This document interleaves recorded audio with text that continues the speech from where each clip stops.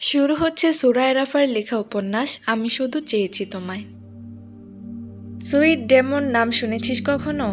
গতকাল রাতভর মুষলধারে বৃষ্টি হয়েছে এদিকটায়, তাও দিবালোকে সূর্যোদয় হয়নি। চারিদিক কেমন গুমট হয়ে আছে, যেন টুয়াইলাইট উপন্যাসে সেই মেঘের চাদরে ঢাকা বৃষ্টি স্নান ছোট্ট শহর ফর্ক।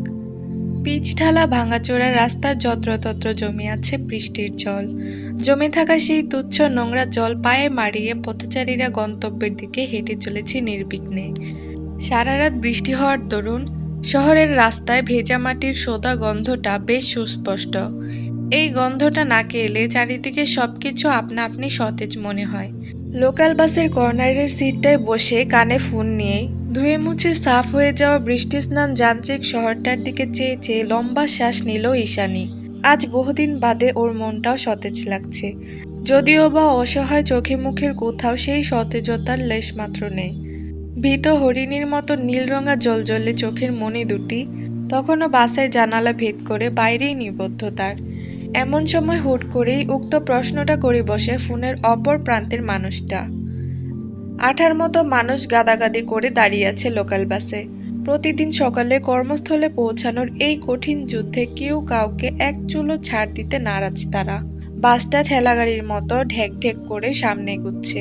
এমন একটা অসহনীয় বিরক্তিকর সময়ে ফোনের মধ্যে এই ধরনের গপ্প জুড়ে দেওয়া কেবল জিসানের দ্বারাই সম্ভব। এর বাইরে গিয়ে যদি ভাবতে হয় তাহলে হয়তো ছেলেটা ঈশানীকে বিরক্তিকর পরিস্থিতিতে সামান্য কমফোর্ট করার চেষ্টা চালাচ্ছে। ওই জন্যই এসব দার্শনিক কথাবার্তা বলা আর কি। ঈশানী যে মেয়ে, বুক ফাটবে তবুও মুখ ফুটবে না ওর। দেখা গেল প্রতিকূল পরিস্থিতিতে নিজের অসহায়ত্ব কাউকে প্রকাশ করতে না পেরে নিঃশব্দে কেঁদে ভাসাবে দুচোখ। আর জিসান কখনোই চাইবে না ওই সুন্দর জলজলে নীলকান্তের মতো চোখ জোড়া বেয়ে এক ফোঁটাও ক্ষুদ্র অশ্রুকণা ঝরে পড়ুক। অনেকক্ষণ ধরে নিষ্প্রভ চোখের বাইরে চেয়ে থাকলেও মাত্রই লোকাল বাসের ধাক্কায় ভ্রম ছুটে গেল ঈশানীর। ও এপাশ থেকে একটু কাইকুই করে উঠতেই ফোনের অপর প্রান্ত থেকে উদ্বিগ্ন কণ্ঠে জিসান বলে ওঠে, ঈশা, শুনতে পাচ্ছিস? নিজেকে ঠিকঠাক করে শান্ত স্বরে জবাব দিল ঈশা। হ্যাঁ শুনছি, বল। ঈশানীর কথার মধ্যে উষ্ণতার ছিটেফোঁটা নেই। কথাবার্তা তো দূরে থাক, ও হাসলেও যেন কেন মনে হয় ভীষণ দুঃখী একটা মেয়ে জোর করে হাসার চেষ্টা করছে। মেয়েটা একটু বেশি অন্তর্মুখী স্বভাবের। জিসানের অবশ্য গত 6 মাসে অভ্যেস হয়ে গিয়েছে। তাই ঈশানীর এমন নির্জীবতাকে পাছে হাঁটিয়ে পুনরায় প্রশ্ন ছড়ে জিসান। বলছি যে সুইট ডেমনের নাম শুনেছিস কখনো? লোকাল বাসের ঠেক ঠেক আওয়াজ, মানুষের অসহায় কোলাহল আর গিজগিজ করা পরিবেশ সকল কিছুকে মুহূর্তেই দৃশ্যপট থেকে এক ধাক্কায় বের করে দিয়ে জিসানের কথায় ভ্রু কুচকালো ঈশানী। শব্দটা আজই বোধহয় প্রথম শুনল ও, তাই কিছুটা ধাতস্থ হয়ে উল্টো প্রশ্ন করে বসল জিসানকে। শুধালো, সুইট ডেমন সেটা আবার কি? কোনো ভয়ানক জন্তু জানোয়ার নয় তো? ঈশানীর বোকা বোকা কথায় নিঃশব্দে হাসল জিসান। মেয়েটা একটু বেশিই সরল, অথচ ভাবখানা এমন দেখায় যেন ও সবকিছু জেনেও বসে আছে। সাহায্যের জন্য কাউকে প্রয়োজন নেই ওর।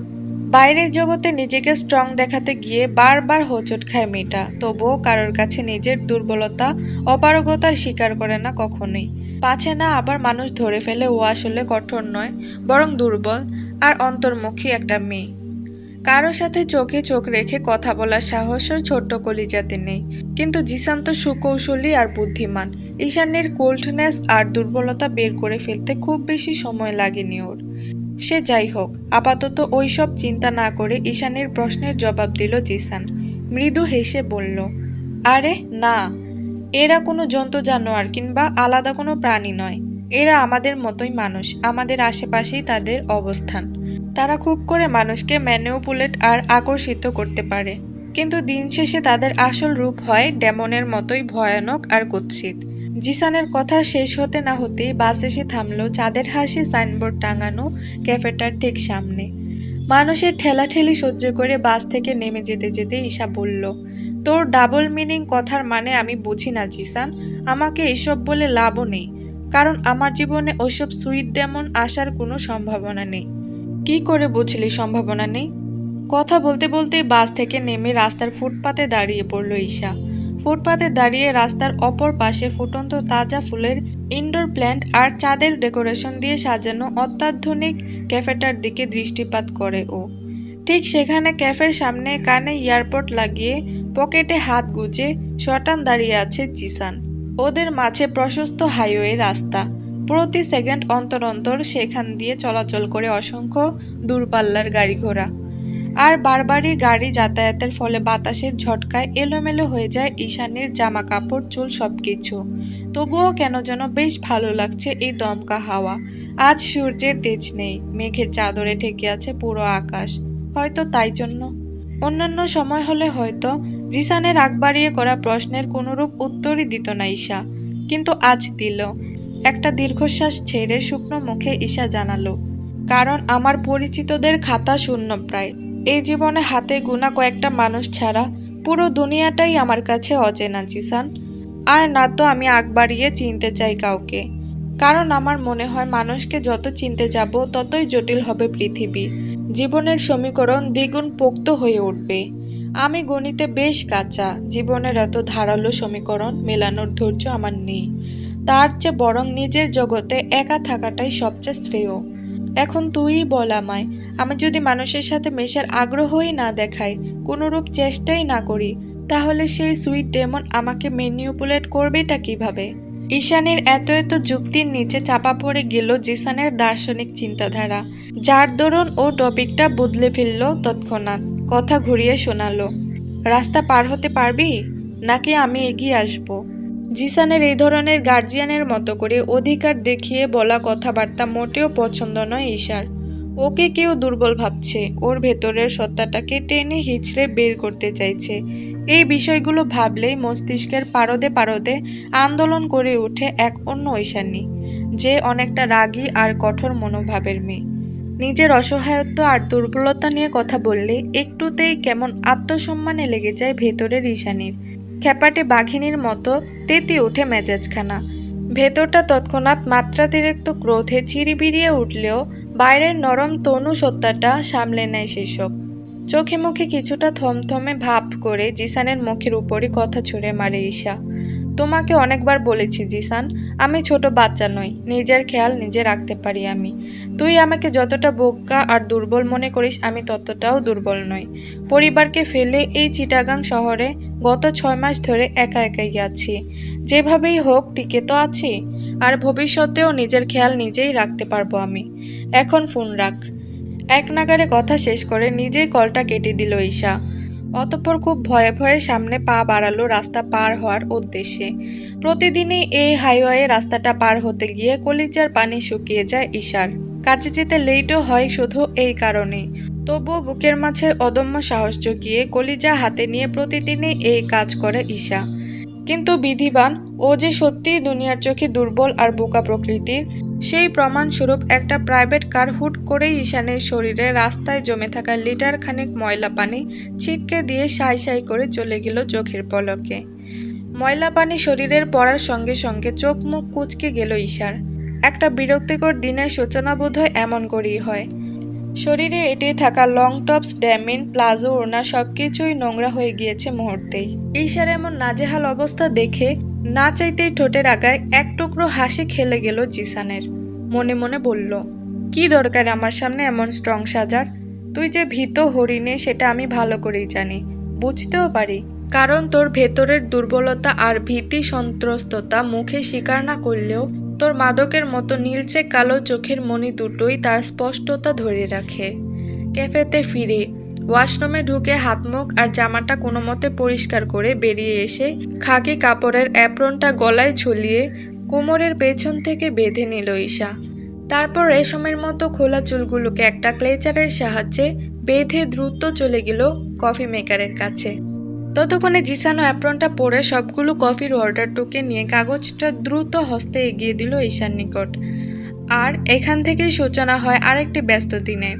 পতেঙ্গা সি বিচ থেকে মাত্র মিনিট 5 দূরত্বে অবস্থিত চাঁদের হাসি নামক এই ক্যাফেতে গত 6 মাস ধরে চাকরি করছে ঈশানী।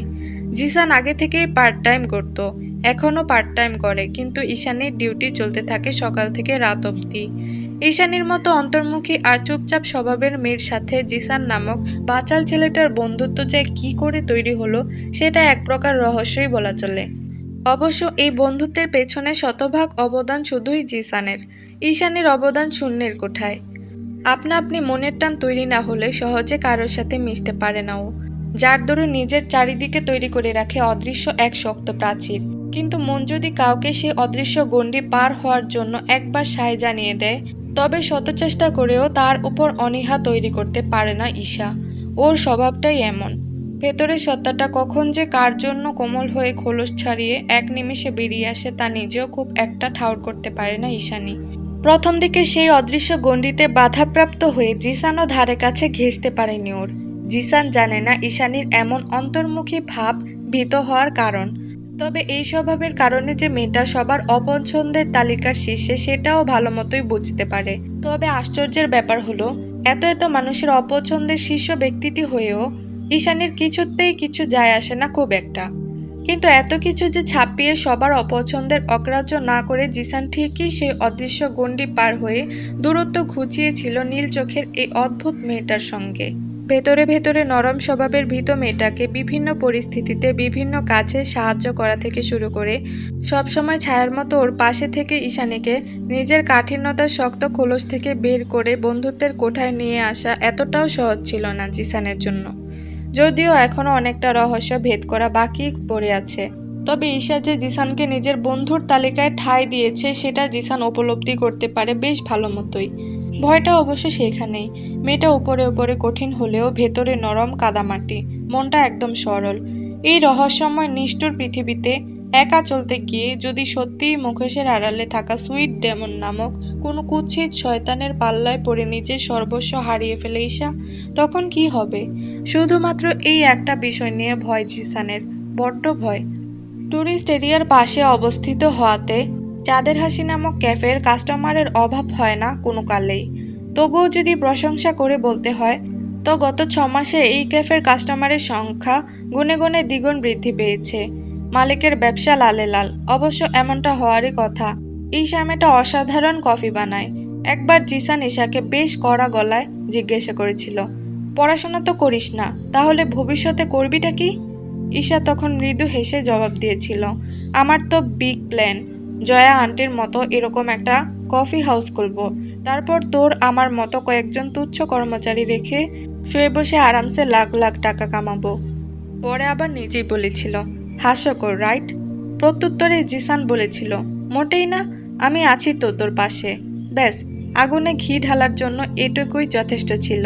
জিসানকে যে ঈশার অপছন্দ তেমনটা নয়, কিন্তু ওর অতিরিক্ত অধিকার বোধ বারবারই অন্য কিছুর ইঙ্গিত দেয় ঈশার মস্তিষ্কে, যেটা ঈশার একটুও পছন্দ নয়। ও চায় না নিজের দুর্বলতা দেখিয়ে জিসানের করুণা পেতে, আর না তো বন্ধুত্বের বাইরে গিয়ে জিসানের সঙ্গে অন্য কোনো সম্পর্কে জড়াতে।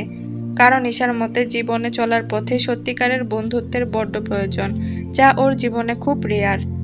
তাই গোটা জীবনে তল্লাশি করে খুঁজে পাওয়া হাতে গোনা দু একটা বন্ধুকে এভাবে হারাতে চায় না ঈশা। যদিও বা ঈশার বেশ সন্দেহ, যেখানে ওর মতো চুপচাপ একগুঁয়ে স্বভাবের মেয়ের সাথে কেউ মিশতেই চায় না, সবাই কোল্ট নয়তো মূর্তি বলে মুখ ফিরিয়ে নেয়, সেখানে জিসান বন্ধুত্ব পাতানোর জন্য একবারে হাত ধুয়ে লেগেছিল ঈশার পিছনে। ওই জন্যই হয়তো জিসানকে এখনও সেভাবে আপন কিংবা কাছের ভাবতে মনের মাঝে সংশয় কাজ করে ঈশার। তাই তো বন্ধু হয়েও জিসান আর ওর মাঝের মনের দূরত্ব অসীম। জিসান অবশ্য এটা মনে করে না। জিসানের মতে ঈশা আমার বন্ধু, তার মানে ওর উপর আমার অনেকটা অধিকার বোধহয় রয়েছে। দুপুরের দিকে লাঞ্চ ব্রেক শেষ হতেই ঈশা যখন নতুন উদ্যমে কফি বানাতে শুরু করে, ঠিক তখনই জিসান এসে জানায় ক্যাফের মালকিন জয়া আন্টি এসেছেন। জিসানের মুখে কথাটা শুনে বেশ খুশি হলো ঈশা। জয়া আন্টির সঙ্গে কি দরকারি কথা আছে বলে জিসানকে কফি মেকারের সামনে দাঁড় করিয়ে রেখে তাড়াহুড়া করে সামনে ক্যাশ কাউন্টারের দিকে এগিয়ে যায় ও। জয়া আন্টি তখন মুখের লালায় আঙ্গুল ভিজিয়ে টাকা গোনায় খুব মনোযোগী, দেখতে শুনতে ভীষণ সুন্দরী। দুধে আলতা রাঙা ষাটোর্ধ্ব এই জয়া আন্টি ভারী মিশুক মহিলা। ক্যাফের প্রত্যেকটা কর্মচারীর সঙ্গে তার ভাব গলায় গলায়, অথচ গত 6 মাসে ঈশার সঙ্গে প্রয়োজনের বাইরে একটা কথাও হয়নি তার। কি করেই বা হবে, মেয়েটা ভারী চুপচাপ।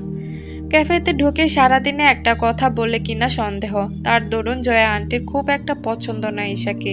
পছন্দ হওয়ার কথাও নয়। ক্যাফের মতো একটা জায়গায় সুন্দর হাসি দিয়ে মন ভোলানো কথার জোয়ারে কাস্টমারদের মন জয় করাতে না পারলে সে আবার কেমন ধারা কর্মচারী। নির্ঘাত মেয়েটার হাতের কফি মারাত্মক সুস্বাদু, নয়তো একে বহু আগেই কাজ থেকে ছাঁটাই করে দিতেন তিনি। সে যাই হোক, আপাতত কিছু বলতে চায় মেয়েটা, সেটাই শোনার পালা। ঈশাকে দেখতে পেয়ে টাকা গোনা বন্ধ করলেন জয়া আন্টি।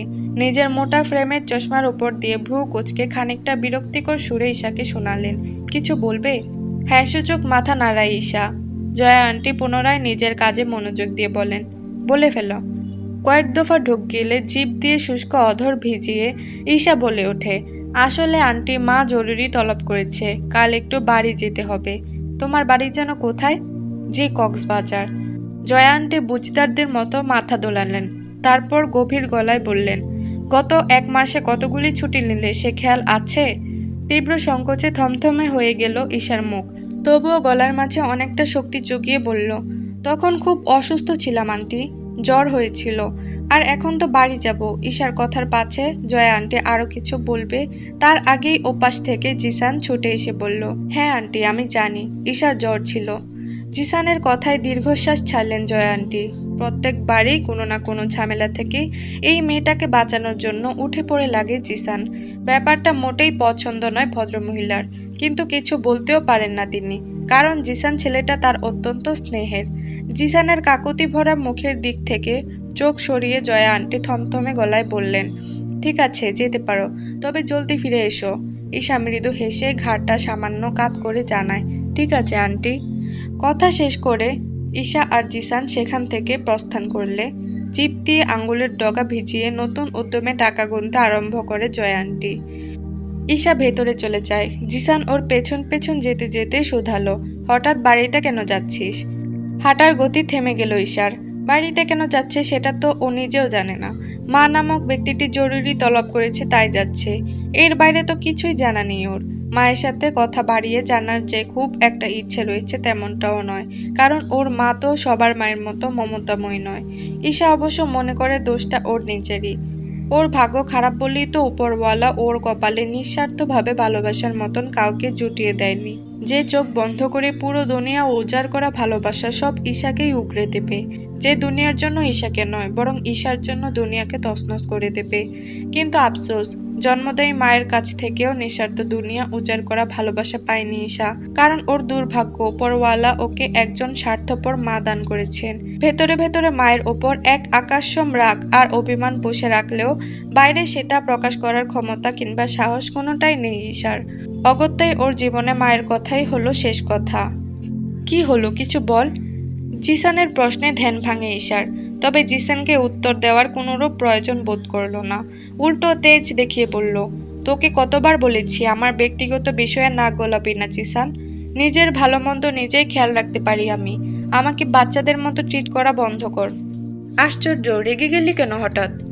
ঈশান অ্যাপ্রন খুলে নিজের টোট ব্যাগটা গুছিয়ে নিতে নিতে বলল, জয়া আন্টির সামনে আমার হয়ে ওকালতি করবি না কখনো আর।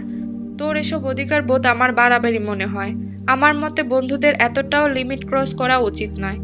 জিসান ভ্রু কুঁচকে কিছুটা বিরক্তিকর স্বরে বলল, আমি হেল্প না করলে তুই তো ছুটিই পেতি না, তবুও এইভাবে বলছিস। হাতের ঘড়িটাতে এক ঝলক পরক করে ব্যাগ সমেত ক্যাফে থেকে বেরিয়ে যেতে যেতে ঈশা বলে, ছুটি না পেলে নাই, কিন্তু আমাকে দুর্বল ভেবে একদম করোনা করতে আসবি না আর। আরে ভাই, আমি তোকে করোনা কেন দেখাতে যাব? আজীব। তাহলে কিসের এত অধিকার বোধ তোর? ঈশার করা ঝাঁঝালো প্রশ্নের সম্মুখীন হয়ে হুট করে বালুচোট থেমে যাওয়ার মতো থেমে গেল জিসান। সত্যি তো, কিসের এত অধিকার বোধ ওর? ও আসলে কি চায় এই ইন্ট্রোভার্ট মেয়েটার কাছ থেকে? ঈশার মতো মেয়ের মাঝে নিজের প্রতি ভালোবাসার উষ্ণতা খুঁজে পাওয়ার নিছকই স্বপ্নমাত্র। তাহলে মেয়েটার প্রতি কেন এত উতলতা জিসান? আদতে কি চায় ও? গত 10 মিনিট ধরে একই জায়গাতে এখনো ঠায় দাঁড়িয়ে আছে জিসান আর ঈশা। সে তো সেই কখন বেরিয়ে গেছে ক্যাফে থেকে। কি রে, হঠাৎ জামা কাপড় গোছাচ্ছিস যে, কোথাও যাচ্ছিস? নিঝুমের প্রশ্নে ঘাড় ঘোরালো ঈশা। দেখলো পড়ার টেবিলে বসে বসে মনোযোগ দিয়ে অ্যাসাইনমেন্ট করছে নিঝুম। তার ফাঁকে কথাটা বলেছে মাত্র। নিঝুম ঈশার একমাত্র রুমমেট। আর একমাত্র কাছের মানুষ, যার কাছে কোনোদিনও ঈশাকে শক্ত খোলসে মুড়িতে থাকতে হয় না, বরং ঈশার কমফোর্ট জোন হলো নিঝুম। মেয়েটা বেশ মেধাবী, চট্টগ্রাম ভার্সিটিতে ইংলিশ বিষয়ে 2য় বর্ষে পড়ছে সে। মধ্যবিত্ত পরিবারের সন্তান হয়, সারাদিন ভার্সিটি টিউশন এই নিয়েই জীবন চলে যাচ্ছে তার। তবে হাজার ব্যস্ততার মাঝেও নিজের অন্তর্মুখী বেস্ট ফ্রেন্ডের ভালো মন্দ খেয়াল রাখতে কখনোই ভোলে না সে। ঈশা নিঝুমের দিকে ঘাড় ঘুরিয়ে বলল, খেয়েছিস তুই? ঈশার কথায় অ্যাসাইনমেন্ট থেকে চোখ সরিয়ে ঈশার দিকে তাকিয়ে প্রশস্ত হাসল নিঝুম। মনে মনে ভাবল, মেয়েটা প্রচণ্ড উষ্ণ হৃদয়ের, কিন্তু সবাইকে প্রকাশ করতে পারে না, কি অদ্ভুত। অতঃপর মন থেকে বেরিয়ে মুখ ফুটে জবাব দিল নিঝুম, হ্যাঁ খেয়েছি, কিন্তু কোথায় যাচ্ছিস বললি না তো? ঈশা নিজের সিঙ্গেল বেডটাতে পদ্মাসন হয়ে বসে বলল, মা তলব করেছে, কাল যেতে হবে। ঈশার কথা শুনে এক প্রকার ঝটকা খেল নিঝুম। তড়িঘড়ি করে ঘুরে তাকিয়ে উদ্বিগ্ন গলায় বলে উঠল, আন্টি ডেকে পাঠিয়েছেন, তার মানে ভেজাল আছে। আবার হয়তো তোকে ছেলের বাড়ির লোকের সামনে সংসেজে বসতে হবে। ঈশা মাছি তাড়ানোর মতো করে হাত নাড়িয়ে বলল, তোর চিন্তা নেই, আমার এই অদ্ভুত নীল রঙের চোখের মণি দেখে কেউ আমাকে পছন্দ করবে ভেবেছিস? সবাই বলবে সাপের বাচ্চা। কথা শেষ করে জোরপূর্বক হাসল ঈশা, কিন্তু নিঝুম ওর কথার তীব্র প্রতিবাদ করে বলল, মোটেই না, তোকে তো এই নীল চোখে একটু বেশি আকর্ষণীয় দেখায়। কি সুন্দর জলজলে চোখ তোর, পুরাই হলিউড হিরোইন। আমার তো মনে হয় তোর এই নীল চোখের জন্যই সবার আগে জিজু তোর প্রেমে পড়বে। ঈশা মৃদু হেসে কাঁথামুড়ি দিয়ে শুতে শুতে নিঝুমকে বলল, হয়েছে, আর জ্ঞান দিতে হবে না, আমি ভালো করেই জানি এই চোখ আমার জন্য অভিশাপ। এই চোখ দেখে নাকি আবার কেউ প্রেমে পড়বে, হাস্যকর। নিঝুম কটমটিয়ে বলল, তুই একটু বেশিই জানিস, এই চোখ তোর আশীর্বাদ, বলে দিলাম আমি। ঈশানী টেবিল ল্যাম্পটা নিভিয়ে দিয়ে চোখ বুঝতে বুঝতে বলল, আশীর্বাদ নাকি অভিশাপ সেটা কালই বোঝা যাবে, তোকে আপডেট জানাবো, এখন প্লিজ ঘুমাতে দে। এইটুকুই ছিল আমি শুধু চেয়েছি তোমায় গল্পের প্রথম পর্ব। ভিডিওটি ভালো লাগলে একটি লাইক দিবেন এবং পরবর্তী পর্বগুলো দেখতে চ্যানেলটি সাবস্ক্রাইব করে রাখবেন।